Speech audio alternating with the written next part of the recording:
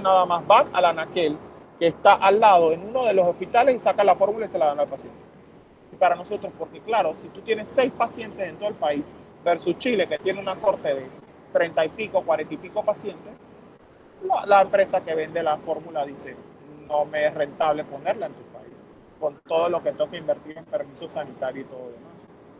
Y nuestra legislación tampoco es que permite que yo la importe de manera regional, sino tiene un registro sanitario. Entonces es complicado, tanto así que a veces los pacientes se van a otros países a adquirir los tratamientos. Y financiarlo, como les dije, no hay una política clara de financiamiento. Entonces, el único que tiene una política de financiamiento y de un mecanismo establecido es el Seguro Social, y no es un mecanismo que se creó para esto. O sea que por ende no sigue el tiempo de aprobación oportuno y son partidas extraordinarias que a la larga salen del mismo presupuesto que tenemos para todos los demás. Y son medicamentos de alto costo. Entonces, el acceso a los tratamientos quizás es el nudo más crítico que tenemos dentro de estas tareas pendientes. La que sigue. Y aparte de eso, es sumamente importante que nosotros dentro de las tareas pendientes promovamos la investigación. Nosotros tenemos que tener en cuenta que si nosotros no investigamos, no hay progreso, no hay nuevos medicamentos, no conocemos prevalencia, no conocemos incidencia, no conocemos características de estos pacientes, y así que la investigación es sumamente importante para nosotros poder dar de manera oportuna lo que nosotros queremos con estos pacientes, que es diagnóstico precoz y tratamiento. La que sigue.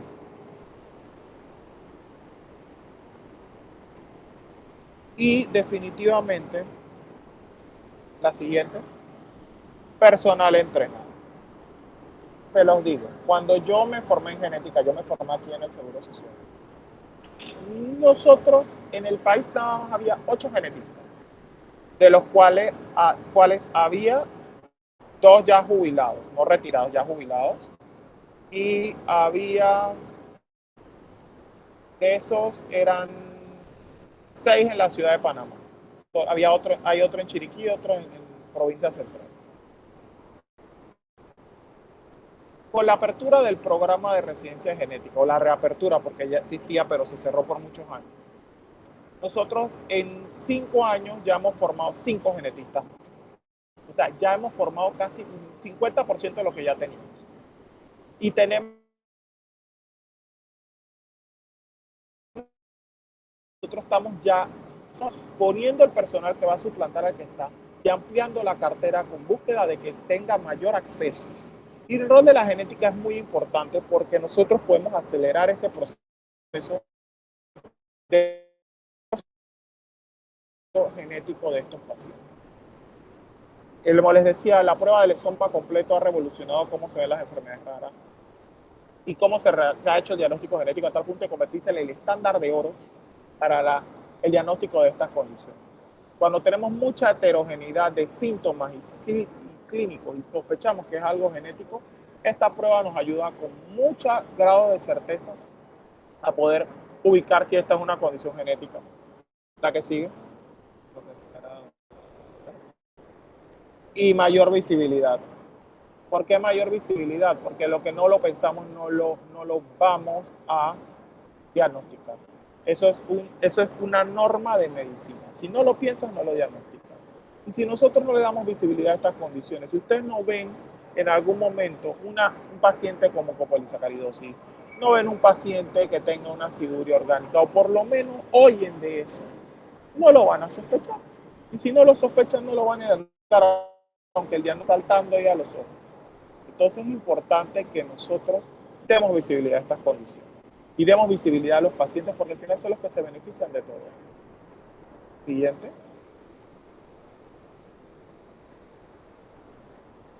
Y cumplir los acuerdos. O sea, la ley ya está, no se cumple, no se ha reglamentado, no se ha gestionado, porque creo que el término correcto es que no se ha gestionado de una manera adecuada para que haya un mecanismo efectivo para que esta ley cumpla la función para la que fue hecho. Ya tuvo una modificación y ni siquiera se ha podido reglamentar adecuadamente cómo hacer todo esto. Entonces, hay que hacerlo, porque realmente si nosotros seguimos en el caos que andamos para poder hacer todos estos procedimientos, nuestros pacientes son los que pierden y nosotros perdemos como sociedad. Y vamos a incurrir en más gasto público y más gasto social. Porque paciente que no se trata, paciente que tiene una discapacidad, tiene mortalidad y esa mortalidad tiene un peso económico, social, cultural, ético y emocional en nuestras familias. Siguiente.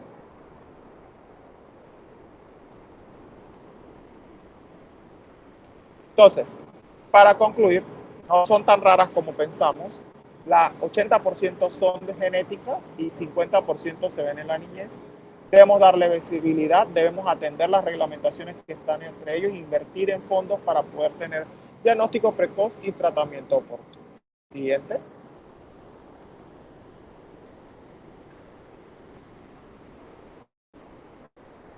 Siguiente. Lo que se la dio. Equidad. Equidad es darle a cada cual lo que necesita. Porque mucha gente dirá, pero es que ¿por qué nosotros tenemos que invertir tanto dinero en el diagnóstico y tratamiento de estas condiciones si en otras condiciones no invertimos tanto dinero? Es que la equidad se trata de eso. No es de darle a todos por igual, es de darle a cada uno lo que necesita según su condición. Y esto es acceso igualitario a diagnósticos y tratamientos. No es justo que un paciente, por el hecho de que no tenga los recursos económicos, tenga acceso a un diagnóstico y a un tratamiento y que otro no. Es responsabilidad de nosotros como sociedad garantizar que todos tengan lo que necesitan según tu condición. Y el eslogan que les dejo ya en la última diapositiva, que es la que sigue, es el eslogan de la campaña de este año, que es más de lo que imaginas. Realmente cuando uno desvela un diagnóstico de estos, la siguiente, hay mucho más de lo que uno imagina detrás de solo poner un diagnóstico de una de estas condiciones. Porque realmente detrás de eso está una familia que sufre, un paciente que llora, está una sociedad que calla y sobre todo está miles y miles de vidas humanas que merecen un tratamiento digno, que merecen dentro de su condición humana que se les dé lo que se les pueda ofertar de una manera oportuna. Muchas de estas condiciones no son curables, pero por lo menos nosotros vamos a poder, si hacemos el diagnóstico de manera oportuna, darles lo mejor que podamos para que tengan la calidad de vida que se pueda dar en la medida de lo posible. Y ustedes recuerden algo que yo aprendí en medicina bien temprano y que espero que ustedes también lo manejen. No existe una frase en medicina de no hay nada que hacer. Esa frase bórrenla de su cabeza. Y no es por venderle humo ni por decir cosas así estilo muy románticas. Siempre hay algo que hacer. Hasta cuando el diagnóstico es malo y la muerte es inminente. Acompañar, dar sosiego, cuidar, acompañar. Siempre hay algo que hacer. Aunque yo no pueda dar un tratamiento, aunque la enfermedad sea irreversible, aunque la muerte sea inminente, siempre hay algo que hacer. Entonces hay que pensar mucho más allá de lo que nosotros vemos, mucho más de lo que imaginamos. Y eso es lo que nos va a permitir a nosotros poder cambiar el rumbo de estas condiciones. Que si bien hoy las vemos como enfermedades poco frecuentes o raras, nunca sabemos cuándo alguno de nuestros familiares o amigos puede estar ante una de estas condiciones. Le agradezco mucho la atención y quedo atento a sus preguntas.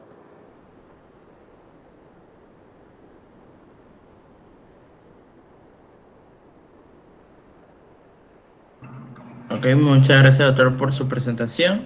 Gracias por ayudarnos a concientizar un poquito más sobre las enfermedades con poca frecuencia. Abrimos el bolso de preguntas. Sí. La chica que alzó la mano puede preguntar.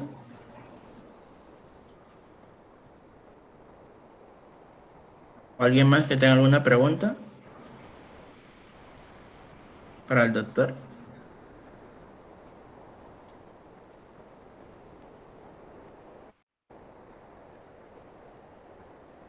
No hay preguntas, está todo claro. Hay una. Acá parece que hay una Sí, vamos a dice abrir el doctor. panel de acá para ver si me abre, porque no me está la pregunta completa. Ajá. Dice doctor, cuando se da una enfermedad rara, así de rara, no hay una data para investigar. ¿O cómo se buscaría?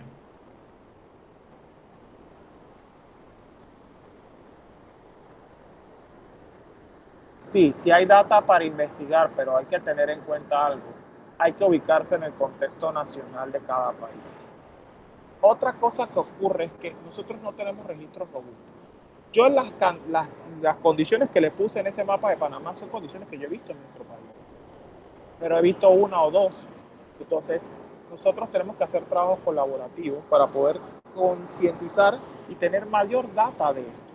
Por ejemplo, si ustedes buscan y ponen en cualquier, en PubMed, en Google Scholar, en cualquier motor de búsqueda para artículos científicos, y ponen cohortes de pacientes con fenilketonuria, a nivel latinoamericano van a ver unas cohortes bonitas, caracterizadas de los pacientes chilenos, una que otra de los pacientes mexicanos, en Estados Unidos y Europa están muy bien caracterizadas, y cuando van a ver Panamá, no es que no hay reportes de casos, porque la enfermedad puede ser de poca prevalencia, y entonces que no tengamos muchos casos, pero eso es lo que podríamos encontrar, con muchos de esos casos no se publican. Entonces, lo primero que nosotros tenemos que hacer, acuérdense, cuando vemos los tipos de estudios de investigación, vamos desde los descriptivos, analíticos y hasta los experimentales. En los descriptivos, el modelo más básico de investigación es la serie de casos. Es lo más básico que hay. Y eso implica cuando yo no tengo suficiente data para poder hacer un estudio de una cohorte analítica o un estudio descriptivo con una N mucho más grande. Entonces tenemos que empezar porque lo que nosotros tenemos, buscar información vas a encontrar. Hay cosas nuevas en la literatura, pero muchas de las condiciones que vemos ya están escritas y están descritas. Y entonces te vas a encontrar cortes en otros lados y vas a tener información para poder buscar. Pero definitivamente, si nosotros no publicamos nuestra propia información, no vamos a salir en el panorama académico y no vamos a tener que alguien pueda referenciar lo que nosotros hemos hecho. Y definitivamente va a ser más difícil encontrar información. Porque claro, si vas a encontrar información, hasta guías de manejo hay. Pero, ¿qué me dices de esos pacientes a nivel de Panamá? O a nivel de algún contexto de alguno de nuestros países de América Latina. Ese es el problema que tenemos más que toda información. Así que yo creo que lo principal que podemos hacer para poder robustecer esta información es publicar los casos que nosotros tenemos. Y eso es una debilidad fuerte y yo hago mi culpa. Nosotros tenemos tanta carga de trabajo que a veces se nos olvida que la investigación es uno de los roles que nosotros ejercemos como médico y personal de salud. El personal de salud debe hacer su labor asistencial, debe dar docencia, debe investigar, debe hacer labor humanitaria. Todos esos son roles y pilares de nuestro rol como personal de salud. Entonces, siempre investigación lo tenemos en una pata colgada. Y eso no debe ser. Así que creo que ahí sería lo mejor que pudiéramos hacer. Así que cuando usted vea un caso de una enfermedad rara, publíquenlo. Sobre todo ustedes, muchos de ustedes yo sé que están a nivel de estudiantes. Si están a nivel de estudiantado, ustedes tienen mayor posibilidad de sacar un caso adelante que muchos de los médicos especialistas, que no tienen tiempo o a veces no están muy interesados. Y ustedes insisten, desarrollan el caso y lo asesoran. Y ese caso sale y puede que esa serie de casos sea el primer reporte para ya avanzar a cortes prospectivas después. Así que definitivamente el interés es lo principal en este caso. Arani, muchas gracias por tu pregunta. Doctor Lassen, otra pregunta. Dice, o sea, está mencionando, que estás mencionando que serían las reconocidas Estas como mencionadas enfermedades. serían reconocidas como enfermedades raras y la más frecuente. No, realmente, creo que la doctora Ortiz se refiere a las que salían en el contexto del decreto. No les puedo decir exactamente que esas son las más frecuentes a nivel científico. Les estaría mintiendo porque las prevalencias son bien variables. Las que puse en la diapositiva de Panamá, que decía estadística, que salían los nombres, son casos que yo, José Sotillo, he visto. O sea, para ponerles casos de carne y hueso, no ponerles enfermedades que, doctor, ¿y usted ha visto una de esas? No, es rara y no la he visto. Yo sé que existe y no la he visto. En el listado que sale del decreto, fue el listado que el comité técnico que puso a hacer la ley las incluyó. Pero ahí faltan un montón que no están. Entonces, y que quizás en algún momento que hicieron en esa ley no tenían tantos casuística y ahora sí hay casos. Entonces, ahí lo importante es que toda enfermedad que tenga prevalencia menor de 1 en 2000 es enfermedad poco frecuente. Y lo único que aquí se le debería pedir es un reporte donde hable de la prevalencia a nivel mundial, que sí los hay. No es que no hay nada escrito, los hay. Esas prevalencias quizás pudieran modificarse, pero sí las hay. Entonces, ojo con eso. Pero las que yo le puse en la diapositiva, que salía el mapa de Panamá y que salían las condiciones, porque yo las he visto y algunas son más frecuentes que otras. Por lo menos hiperplasia suprarrenal congénita se detecta por tamizaje neonatal, así que nosotros vemos bastante de esas. Vemos hasta 3, 4, 5 por año, dependiendo del centro. El hospital yo creo que ve hasta más, porque recibe mucho más tamizaje. Entonces no son condiciones tan infrecuentes, pero claro, la prevalencia global no son tampoco frecuentes. Entonces, esas que pusimos son las que tenemos y a nivel científico hay unas que están mucho más estudiadas. Por ejemplo, fenilketonuria tiene cohortes muy bien establecidas porque es quizá una de las enfermedades más antiguas dentro de este grupo.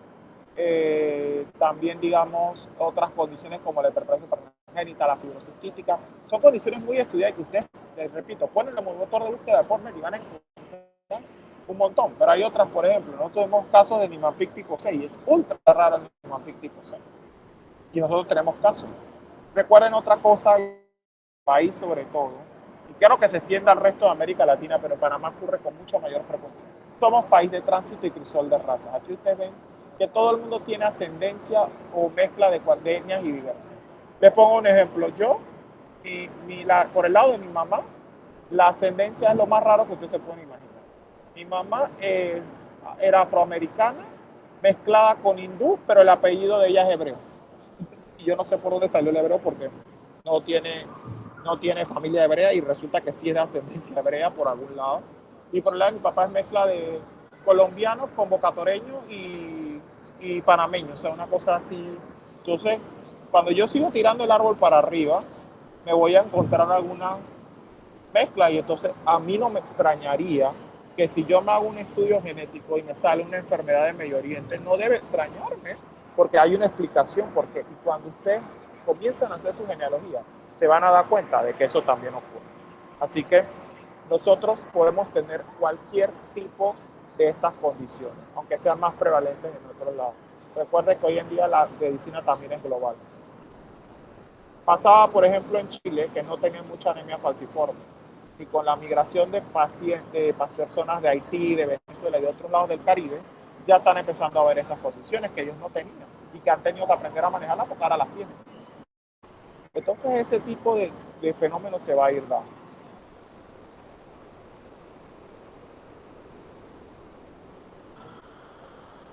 No sé si hay alguna otra pregunta.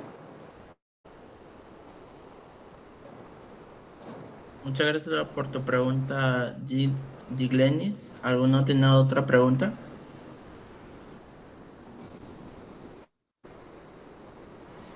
Milagro. Milagros. Buenas noches, doctor. Una consulta. Usted mencionaba que el 80% de las enfermedades de poca prevalencia eran genéticas y el 50% se encontraban o se diagnosticaban en niños. Pues.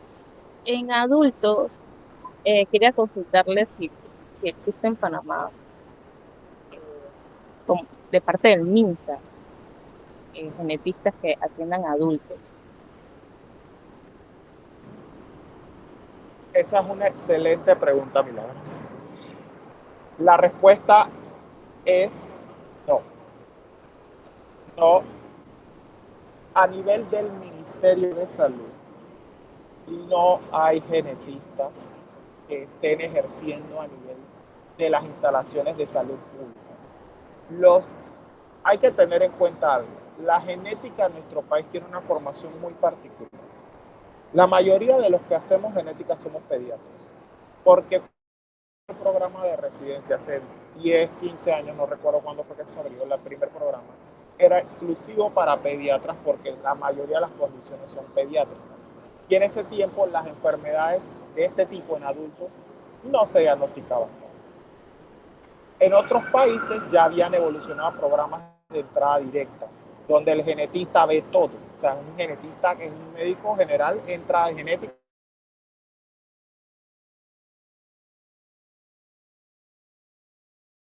Ahora, en nuestro programa formativo, el nuevo que entró a vigir después de la pandemia, tú accedes como una subespecialidad dentro de un rango de especialidades. Está pediatría, medicina interna y medicina familiar. Ahorita yo tengo 3 residentes de genética y cada una tiene una especialidad diferente. Y todas tienen competencias para ver tanto niños o adultos. Claro, según su especialidad base se dedica más a un área. Yo, por lo menos, ayer yo vi consulta de oncogenética en adultos y yo soy pediatra de base y consulta de cardiología. Pero el centro que tiene para ver pacientes a nivel del ministerio y de los patronatos son puros hospitales pediátricos. Entonces, en los que tienen genetistas, el Hospital del Niño que tiene 4, el Joaquín Pablo Franco de las Tablas que tiene 1 y que está parcialmente en investigación y como es pediatra de base, también va predilectamente niños. Y en el José Domingo de Ovaldía, que también es un pediatra genetista. Entonces, son centros pediátricos. Hospital Santo Tomás Oncológico, muchos hospitales de a nivel regional no tienen genetistas, independientemente de su gran formación. Entonces, si no tienen genetistas, no tienen la cartera de servicio. Y eso es porque ese chip de que la especialidad es solamente pediátrica o que es una subespecialidad solo de pediatría, está cambiando, es ahora, está resonando ahora en las escuelas. Entonces eso es un problema que esperamos se corrija pronto, porque creo que uno de los futuros proyectos que tenemos es empezar a establecer acuerdos de formación para genetistas que puedan cubrir estos nichos que tenemos vacíos. Nosotros necesitamos genetistas en el oncológico, en el Instituto de Medicina Física y Rehabilitación, en el Hospital Santo Tomás, en varios de nuestros hospitales del interior. Nosotros estamos formando una pediatra que va para el Chicho Fábrega, y allá, si bien ella es pediatra, ella puede colaborar en algunas cosas de adultos en el Chicho Fábrega, porque ella va a tener la formación integral, o sea, va a ver todo. Entonces, realmente, eso es importante que lo tengamos. Así que es la realidad, esperamos que eso se corrija pronto.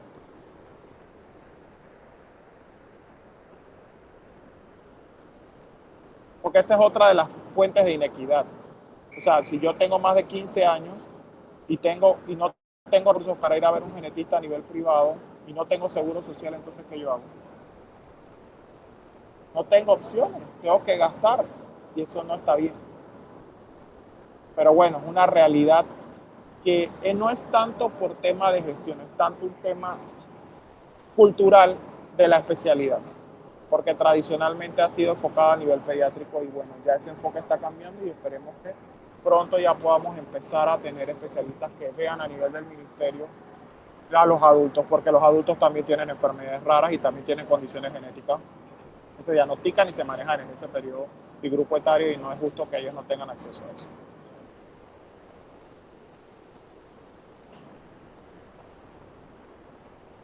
Muchas gracias, Milagro, por tu pregunta.